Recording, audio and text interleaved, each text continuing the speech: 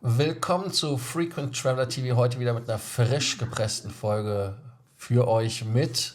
Auf meiner rechten Seite, also links für euch, auf meiner rechten Seite ist wer?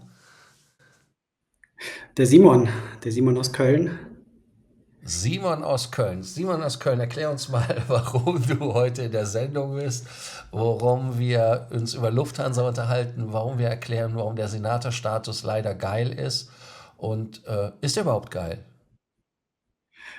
In meinen Augen ja.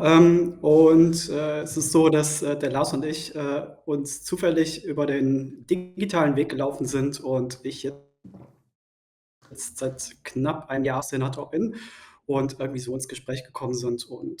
Genau, so sind wir zusammengekommen.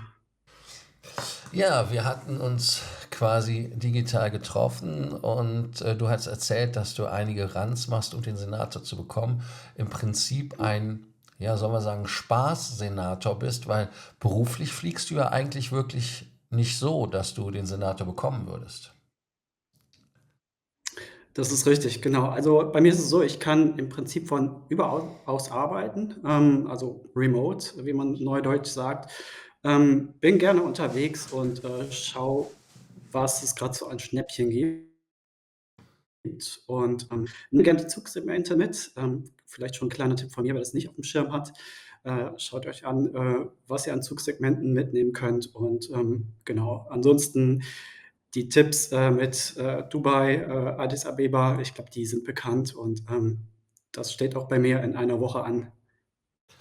Ja, wir haben ja auch quasi einen neuen Contender mit Dubai ab Hamburg mit der Eurowings. Das heißt also, die Eurowings will uns da unterstützen, dass man den Senator oder vielleicht auch den Horn Circle macht. Lass uns die Zuschauer einmal abholen an dieser Stelle, ähm, warum aus deiner Sicht der Senator so toll ist. Also der Status. Mhm. Der Status ist aus meiner Sicht nützlich oder toll, weil er vor allen Dingen dann hilft, wenn mal irgendwas nicht funktioniert oder grundsätzlich ja, Lounges. Ich glaube, dass irgendwann hast du die gesehen, dann kennst du die auch irgendwie das Essen äh, ist grundsätzlich irgendwie immer, ich will nicht sagen immer dasselbe, aber du hast irgendwie immer einen Ansprechpartner, der dir im Zweifelsfall weiterhilft, wenn mal was nicht funktioniert. Und das weiß ich doch zu schätzen bei der Lufthansa, auch wenn wir regelmäßig über sie abbranden. Genau deswegen mag ich den Senatorstatus. Ja, wobei ich mir ehrlicherweise sagen muss, wir renten ja über die Lufthansa ehrlicherweise nur ab, weil wir sie ja lieben. Das heißt, also im Prinzip Lufthansa ist ja wie so eine Beziehung am Ende des Tages. Man geht ja da eine Art Ehe ein mit dem Programm. Man sagt, okay, ich identifiziere mich mit der Brand, ich finde die geil, ich will mit denen fliegen. Und dann kommt natürlich die Mhm. Lufthansa um die Ecke und verspricht einem etwas, wenn man den FTL schafft, wenn man den Senator schafft, wenn man den Horn Circle schafft. Und die Status sind ja auch am Ende des Tages, wenn wir ehrlich sind, toll. Nur wir renten ja über diese wirklich marginalen 5%, die zu den 100%, dass alles top läuft, was ja eigentlich ehrlicherweise auch nicht immer passieren kann, dass alles top läuft. Und wir versuchen die Ja, Lufthansa ja nur zu motivieren, besser zu werden. Oder sehe ich das jetzt ja. wieder zu naiv? Ne, gebe ich dir vollkommen recht. Also, ich freue mich natürlich, wenn, zu mir jemand kommt in die ECO und sagt: „Hier, lieber Simon, willst du Kaffee haben?“ Auch wenn ich's nicht gebucht habe, ne, wenn's mir gar nicht zusteht. Aber weißt du, das sind die Kleinigkeiten, die du dann als Senator zu schätzen weißt und wo du sagst: „Ey, das ist ganz klasse, ne? Das ist der Service, über den du dich freust.“ Genau, aber, da hoffe ich doch, dass der Fox oder was da jetzt angegangen wird, dass, damit noch so die letzten 5% rausgekitzelt werden. Da freue ich mich drauf auf den Outcome dieses Programms. Und wie du schon sagst, ich bin Lufthansa-Fan und Lufthansa Group-Fan. Also ich fliege ja hier in Köln oder im Rheinland auch sehr viel Eurowings, weil es nun mal die Lage so hergibt. Und auch sehr viel über Frankfurt und München. Deswegen hoffe ich natürlich, dass die Lufthansa noch ein kleines bisschen besser wird, noch ein kleines bisschen drauflegen kann. Für alle, die natürlich die Nerdsprache nicht verstehen, Fox ist das Programm von Lufthansa Future Onboard Experience, bei der Lufthansa unsere Erfahrungen an Bord nicht nur verbessern will, sondern in Zukunft auch auf supergeil trimmen will. Und da hoffen wir natürlich drauf, dass diese ganzen Programme, die da sind, zu unserem Vorteil am Ende des Tages sind. Ich würde noch ein bisschen auf den Lufthansa-Senator-Status rumreiten, weil das würde ich, glaube ich, für unsere heutige erste Folge so als Credo nehmen: Senator, what else?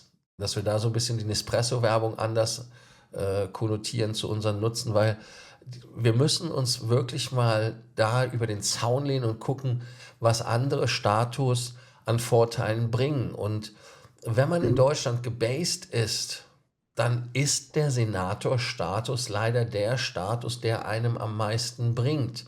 Wenn man innerdeutsch fliegen will, wenn man innerdeutsch wegkommen will, ohne irgendwo umzusteigen. Weil was wären die Alternativen? Die Alternativen wären British Airways, die sind komplett außer Rand und Band, die wollen mittlerweile Tausende von Pfund haben, um einen bekloppten Status zu haben.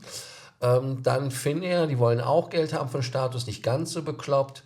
Air France, KLM, man muss das mögen. Bist du mal mit Air France KLM geflogen?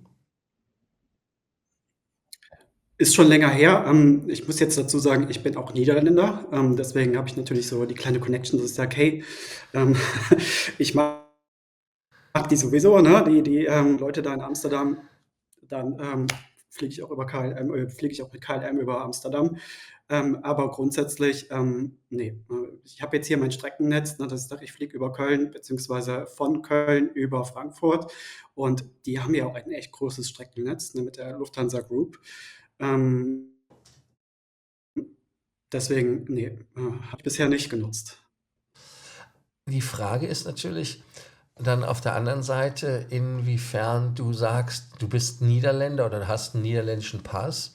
Wie ist das dann thematisch zu sehen, dass du mit den Freunden von der KLM, ich kann das, glaube ich, gar nicht richtig aussprechen mit der Königliche, du merkst, ich kriege schon Probleme, obwohl ich heute Morgen schon Gouda gegessen habe. Ja, Kannst du uns das einmal kurz in sehr gut. Langversion sagen, was KLM auf Niederlands heißt?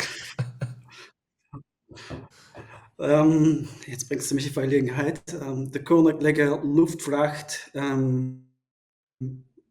das M, weiß ich nicht. Ich weiß nicht, was mit Jedenfalls Macht, weiß ich gar nicht. Lass uns Ja, das mal kann gut schnell sein. googeln. Es ist auf jeden Fall. Ja, google du mal. Und ich überlege mal, warum ich jetzt überhaupt zur Lufthansa so tendiere. Es ist wahrscheinlich auch dieses gut, dass du so sagst, da weiß ich nicht, da bekomme ich das gute alte deutsche Produkt und diesen guten alten deutschen Service. Ne? Da bin ich vielleicht auch ein bisschen oldschool. Ja, das weiß ich nicht. Grundsätzlich, wie gesagt, auch dieses bequemliche, ich muss jetzt da nicht in Schiphol nochmal umsteigen. Ob der jetzt besser ist als Frankfurt, weiß ich nicht. Oder ob Frankfurt ist besser als Schiphol, weiß ich gar nicht. Und wie du schon sagst, die anderen haben sich ja selbst disqualifiziert. London Heathrow mit British Airways. Warum? Ja. Äh, Ich habe jetzt übrigens, und zwar gegründet ne? am 7. Oktober Quatsch. 1919, die Königliche Luchtfahrt Maatschappij, ich kann es gar nicht aussprechen, vor Niederland und Kolonien. Ah, Also der Deutsche nennt das dann Königlich Niederländische Luftfahrtgesellschaft für ja. Niederlande und die Kolonien. Waren 8 Investoren aus dem Geschäfts- und Banksektor, aber Zungenbrecher. Älteste Fluggesellschaft, oder? Oder war das die Delta? Das ist Älteste jetzt nochmal eine andere Fluggesellschaft Frage, die man würde googeln ich jetzt, muss ich dir ehrlicherweise, das müsste ich jetzt auch wieder googeln. Du willst unbedingt, dass wir den Leuten hier Wissen vermitteln. Trivia. Älteste Fluggesellschaft der Welt. Ja, KLM wurde am 7. Oktober gegründet, ist die älteste Fluggesellschaft der Welt. Und die 10 ältesten Airlines, die heute noch fliegen, sind, wenn die Werbung Ja. alle weggeklickt wird, KLM, Avianca, Qantas ist Nummer 3, Aeroflot ist 4, dann Nummer 5 ist Czech Airlines, Finnair ist Nummer 6, Delta ist 7, Lufthansa ist Nummer 8. Und 1926 feiern wir ja auch 100 Nicht Jahre schlecht. Lufthansa, aber halt 7 Jahre später als der Niederländer. Dann kommt auf Nummer 10 Mhm. Iberia. Also hier für euch jetzt die Wissenslücken aufgefüllt. Ihr wisst jetzt, was KLM heißt. Und ihr wisst jetzt auch, welches die ältesten Fluggesellschaften sind. Ja, wobei Schiphol finde ich jetzt gar nicht so Mhm. schlimm als Flughafen, um ehrlich zu sein. Da würde ich fast sogar Schiphol noch schöner finden als Frankfurt. Ist so, weil es ein Mhm. bisschen ruhiger und alles ist. Ich finde auch übrigens geil, das Mhm. Fahrwerk ist das eine 737-Fahrwerk, was davor ist, vor dem KLM-Shop, vor dem Mhm. Devotionalien-Shop. Ähm, das finde ich cool. Aber ich weiß nicht, ich würde irgendwie mit der Fluggesellschaft als solches nicht warm, weil ich halt SkyTeam nicht mag. Weil wenn ich zum Beispiel jetzt sage, ich möchte SkyTeam Mhm. fliegen, da finde ich die Auswahl an Fluggesellschaften bei SkyTeam schwieriger als in der Star Alliance. Ja. Ich muss auch dazu sagen, ich, bin ja erst so seit knapp 1,5 Jahren so unterwegs, ne, dass ich sage: „Okay, ich sammle Meilen, ich, sammle Status und, bin einfach viel in der Welt unterwegs." Und, da habe ich mich dann relativ schnell einfach zu Miles& More committed, ne, so wie man das halt macht, ne? Man guckt: „Ey, was gibt es?" Und, da ist Miles& More einfach das größte Programm und, da kommst du ja dann nicht auf die Idee und sammelst, wie nennen die da ihr Programm? Flying Blue? Flying Blue. Ähm, Das hatte ich gar nicht auf dem Schirm, ne? Deswegen, ja, war das da schon relativ schnell erledigt und dass die Statusfrage dann auch, für mich relativ schnell geklärt war: „Ach, der Senator, ja, das ist ja spannend", ne? Oder der FTL, ne? Und, Ja, genau, also auch FTL, ist natürlich spannend, wenn du sagst: „Okay, da kommst du natürlich nur in Lufthansa oder Austrian Lounges rein." Reicht einem im Zweifelsfall auch, ne? Also, wenn du sagst: „Ja, ich bin größtenteils in Deutschland, Schrägstrich Europa unterwegs", ne? Kann auch okay sein, aber irgendwann dachte ich dann: „Das möchte ich schon machen", ne? Also, das, finde ich schon gut, irgendwie da in die Lounges reinzugehen und 'n bisschen zu entspannen oder irgendwie auch den Service zu bekommen, den dann eben der Senator bekommt und, mit dem Flugpensum, das ich dann hatte, war das auch relativ schnell erledigt. ja. Ich gebe jetzt einfach mal in JetGPT ein, warum ist der Lufthansa Senator-Status der beste? Und dann können wir mal gucken, ob das auch Gründe Ja. sind, die man unterschreiben kann. Also ich glaube, dass der Senatorstatus aus Deutschland nicht schlecht ist, weil man halt wirklich den Zugang hat zu den Lounges, weil man eine erhöhte Freigepäckmenge hat, weil man besseren Service hat, mehr Premium ein hat und mit dem Status halt auch Zugang zur Starlines hat, einem der größten Netzwerke, wenn nicht sogar, ist ja das größte Netzwerk bei den Partnern. Diese Vorteile Mhm. machen den Status, so wie hier JetGPT schreibt, natürlich sehr attraktiv für Vielreisende. Aber was für mich eigentlich der Hauptgrund Ja. ist, und das ist das, was du ja auch gerade sagtest, ist ja Deutschland. Alleine die Möglichkeit, mit Payback zu sammeln zusätzlich, mit der Kreditkarte zu sammeln, auch wenn ich ein großer Fan von amerikanischen Kreditkarten bin, aber nicht jeder möchte amerikanische Kreditkarten haben, hat man halt ein Ökosystem geschaffen, was seinesgleichen sucht. Und wollen wir ehrlich sein, wenn wir jetzt wirklich einmal über den Tellerrand schauen, man hat ja aus Köln die Möglichkeit, ich weiß, verbotene Stadt Düsseldorf zu fahren, kann von da aus, gut, du könntest auch nach Frankfurt fahren und dann von Frankfurt aus fliegen, Ja. kannst ja über Zürich, über Wien, über jetzt Brüssel, könntest auch mit dem Zug nach Brüssel fahren, aber wer will das? Und dann natürlich auch die nächste Variante mit ITA zusammen über Rom in die Welt fliegen. Das heißt also, du hast da so viele Hubs mittlerweile, was natürlich Mhm. Lufthansa unheimlich attraktiv macht als Fluggesellschaft und den Status auch wirklich dann noch bei der LOT, die ja bei Miles More angegliedert sind. Das heißt also, du hast da nicht diesen Mhm. Status als Bittsteller bei so vielen Fluggesellschaften aus der Mitte Europas. Ne? Ja. Ja, absolut. Und, das meine ich halt, ne? Du musst dich halt bei, BA erst mal immer positionieren, ne? Dann fliegst du darüber. Und, ich habe jetzt nichts gegen Heathrow. Ich finde das total super da, ne? Die haben total schöne Lounges. Ich finde den Flughafen super. Aber wie gesagt, ich habe halt hier die Auswahl, ne? Kann erst mal schauen, wo ist es günstiger, ne? Im Zweifelsfall, fahre ich mal rüber oder wie du sagst, fliege ich mal rüber nach Brüssel, ne? Und, ja, ist halt auch eine Ecke günstiger, ne? Wenn ich da irgendwie über den Teich will, ne? Das macht schon was aus, ne? Also bin ich da offen für viele Flughäfen. Jetzt auch hier von Köln aus dem Rheinland ist man schon ganz gut positioniert. Wir können ja auch Ja. einmal einen Call to Action machen und können die Leute einfach bitten, dass sie unten in die Kommentarspalte reinschreiben, warum sie den Lufthansa-Senator-Status toll finden.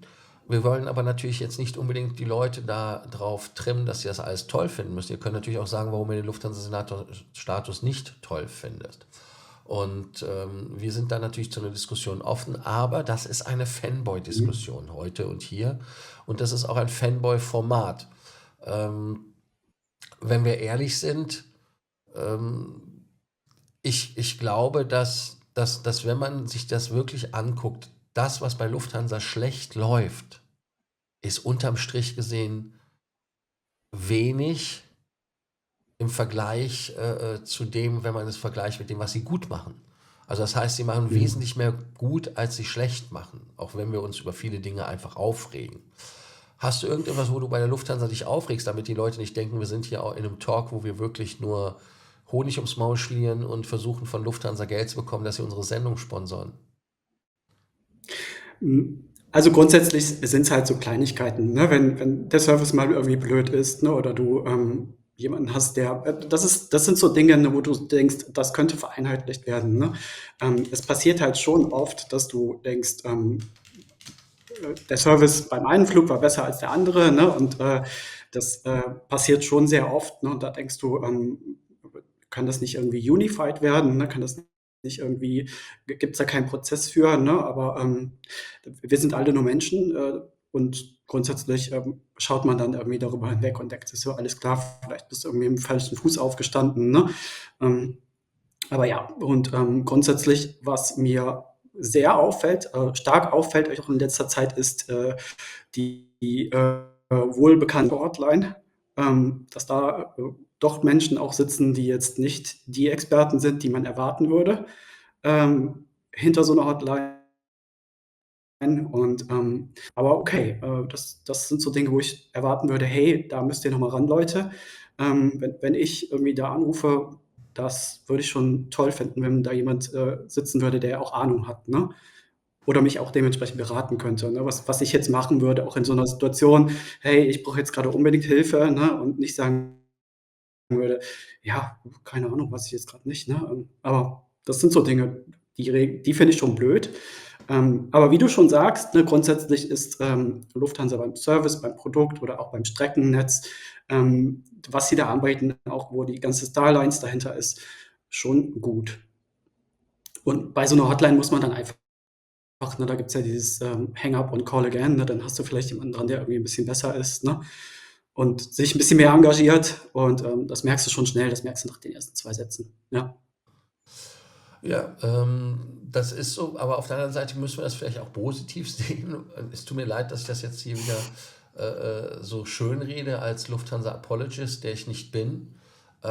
Oh, jetzt fällt mir auch übrigens auf, ich habe mein Trolley gar nicht im Bild. Leute. Bin extra in die Sendung gerannt. Ähm, und zwar, es ist ein Zeichen dafür, dass die Lufthansa ja mehr Personal bekommt. Also das heißt, man hat die Hotlines aufgestockt. Man erreicht schneller jemanden, aber die Leute haben natürlich nicht Erfahrung. Und wenn man jetzt aus guter deutscher Manier sagt, die Bäckerei-Fachverkäuferin, die einem jetzt versucht, Flüge zu verkaufen, ist natürlich schwierig. Aber auf der anderen Mhm. Seite müssen wir ehrlich sein und müssen sagen, ja klar, aber gut, dass jemand jetzt da ist. Und ich denke mal, dass wir da schauen, dass man da ein bisschen noch Leash geben wird. Aber wir werden dich ja auf deiner Reise zur Senator-Verlängerung begleiten. Du wirst uns da ja immer wieder aktiv erzählen von. Und lass uns zum Abschluss der Sendung noch einfach mal kurz, du hast das eben schon angedeutet, sagen, was deine nächsten Schritte sind, um deinen Senator zu bekommen und vielleicht schon wie viele Senatorpunkte oder heißt der Senatorpunkte, also Status Points du bei der Lufthansa schon hast und wie viele du noch dieses Jahr fliegen musst. Mhm. Ich glaube, Stand jetzt sind es 360. Und Da kommt jetzt nächste Woche oder in 1,5 Wochen geht es dann die berühmte Dubai-Route, für mich zum ersten Mal. Nicht wie einige das machen, einfach hin und wieder zurück. Ich will schon mal ein bisschen was von Dubai sehen und genau, ganz entspannt. Und da werde ich auf jeden Fall von berichten. Ich werde mich nach Berlin positionieren. Das heißt, ich will den DXB anfliegen und da werde ich euch berichten, wie das war. Bevor Eurowings da die Boeings einsetzt, will ich nochmal im Airbus dahin fliegen. Wobei das dauert ja noch ein bisschen, ne? Genau, bin gespannt, was es zu essen gibt, was für einen Service gibt und ob ich ein Auge zumachen kann. Bin auf jeden Fall gespannt auf Wetterberichten. Ansonsten habe ich noch eine kleine Tour im Sommer geplant nach Amman über London. Und das wird auch spannend, glaube ich, mit der Austrian über Wien. Und das ist bestimmt ein kleiner Höllenritt. Das sind so Wann, meine Status-Trips. wie viele Ja. Punkte hast du? Jetzt gerade oder Ja, plane ich zu kriegen? sowohl als auch. Ich plan Jetzt gerade habe ich 360, meinte ich ja, und ich plane so die 2,5. Okay, also Vielleicht das bekomme heißt, ich du noch einen machst einen Voucher kleinen dann. Overshot. Warum ist das deiner Meinung nach nicht schlimm, wenn du Ja, mehr als die genau. Also wenn 2000, es die du klappt. haben? Ja, ja, klar. Aber warum denkst du, dass es nicht schlimm ist, die 2000 Punkte zu überschießen und zu sagen, okay, ich fliege jetzt mit anderen Fluggesellschaften? Warum sagst du, ich mache bei 2000 nicht Schluss, mach den Sack zu, ich habe den Sinn requalifiziert? Weil ich gerne fliege und weil ich, wie gesagt, gerne unterwegs bin. Das ist jetzt für mich nicht einfach so, dass ich sage ich mal, sinnlose Flüge, wo man sich drüber streiten kann, wenn man nach Amman fliegt und wieder zurück, ob das sinnlos ist. Für mich ist es auch immer so ein bisschen Experience, ne? Mal unterwegs gewesen zu sein und das, ja, ich glaube, wir sind alle so ein bisschen bekloppt, ne? Das kann man jetzt einfach hier mal den Stempel drauf machen. Ja, da lacht er. Und genau, aber Willkommen im grundsätzlich Club. bekomme ich auch was, ja, bekomme ich auch was zurück von der lieben Lufthansa. Ich bekomme das Voucher zurück und das, was ich dann grundsätzlich so mache, sind diese über den Destination Finder so günstigere kleine Trips in der Economy. Und das, was ich ja vom Senator-Status auch habe, ist das Privileg, ich darf in die Lounge, wenn ich Economy fliege, ich darf als Erster an Bord. Und wenn ich immer Business fliege, dann hätte ich, also, ne, verstehst, also ich muss ja nicht immer Business fliegen. Das heißt, ich darf diese Dinge auch in der Eco genießen. Das heißt, das mache ich dann auch gerne. Mal irgendwie für 99 € nach Polen und eben in die Lounge. Ja, das ist doch wunderbar. Ich denke, dass ein Argument übrigens auch noch wichtig ist, keine Meile ist eine verlorene Meile, weil sie zählt ja am Ende zu den 40.000 Lifetime Senatormeilen, die Mhm. man halt braucht, um den Status zu bekommen. Und damit denke ich mal, dass das auch relativ geklärt ist. Wann hören wir dich und sehen wir dich das nächste Mal auf diesem Kanal? Hast du da schon einen Plan?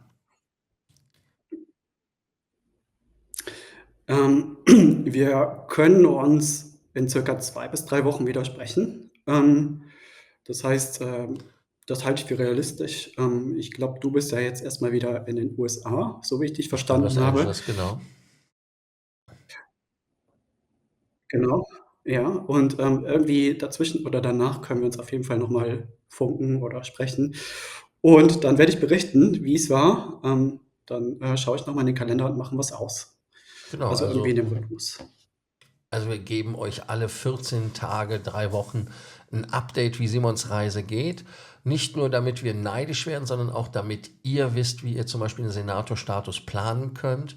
Und Simon und ich haben da was in der Pipeline, um euch dabei auch bei der Planung zu unterstützen. Also in diesem Sinne, wir haben wieder mehr gesprochen, als wir eigentlich dachten. Ich hoffe, dass euch das neue Format, wo ein Senator auf seiner Reise erzählt, interessiert. Und haben wir noch irgendeinen Call to Action für die Leute, außer zu kommentieren? Jetzt gerade fällt mir keiner ein. Ansonsten habe ich auch 'n kleinen Insta-Kanal. Da müsst ihr mich aber nicht, also brauche ich jetzt nicht, aber folgt mir gerne. Der Meilen85, und wenn ihr da Lust habt reinzuschauen, macht das gerne. Und da poste ich auch gerne Bildchen und wie ich dann unterwegs bin. Und genau, aber folgt gerne hier, folgt gerne da. Und dann machen wir das so. Kommentarfunktion und wir haben den Link Und ja, unten zum gut. Insta-Kanal, wenn ihr ihn nicht bekommen habt, in den Shownotes drin. Dann könnt ihr da direkt dem Simon folgen auf seinen Reisen. Und wir freuen uns, wenn ihr den Kanal natürlich abonniert, die Glocke anmacht und auch auf School kommt. Simon ist übrigens auch auf School. Und da können wir Das dann bin ich. auch diskutieren. Ich freue mich auf die nächste Sendung. Wir sind dann an dieser Stelle raus und danke, dass ihr heute dabei wart. Du musst jetzt winken, genau. Ciao. Danke.